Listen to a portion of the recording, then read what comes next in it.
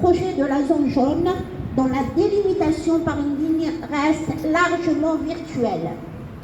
Drôle de paix. Mais ces armes pourraient aussi aider, non pas à remettre les Gazaouis à leur place, c'est-à-dire dans leur prison, mais à les expulser hors de Palestine. Parlons-en justement des expulsions des Palestiniens, qui en Égypte, qui en Afrique du Sud.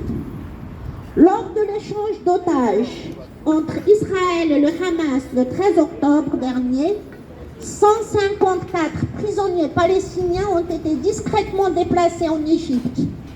Eux n'ont pas eu droit aux retrouvailles tant attendues. C'est une stratégie pas nouvelle d'Israël qui tente constamment d'affaiblir la résistance palestinienne. Ça ne s'arrête pas là puisque jeudi 13 novembre, 153 Gazaouis sont arrivés à l'aéroport de Johannesburg en Afrique du Sud en déclarant qu'ils avaient déboursé 2000 $ pour partir, mais qu'ils ne savaient pas où ils allaient atterrir.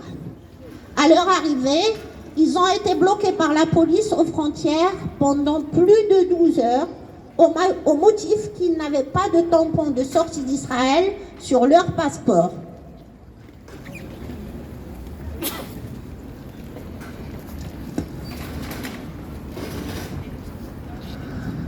Le ministère de l'Intérieur sud-africain avait finalement autorisé dans la soirée l'entrée des passagers après avoir reçu l'engagement d'une ONG sud-africaine qui serait pris en charge et hébergée. Mais l'Afrique du Sud dénonce, entre guillemets, une volonté manifeste d'expulser les Palestiniens de Gaza et de Cisjordanie. Et Israël n'en est encore une fois pas à son coup d'essai, puisqu'un premier avion transportant 176 Palestiniens avait également atterri le 28 octobre dans des circonstances similaires. Et on peut comprendre pourquoi ils veulent partir. Israël leur fait mener une vie impossible en Cisjordanie comme à Gaza. Drôle de paix. Seuls 25% de l'aide humanitaire rentre à Gaza.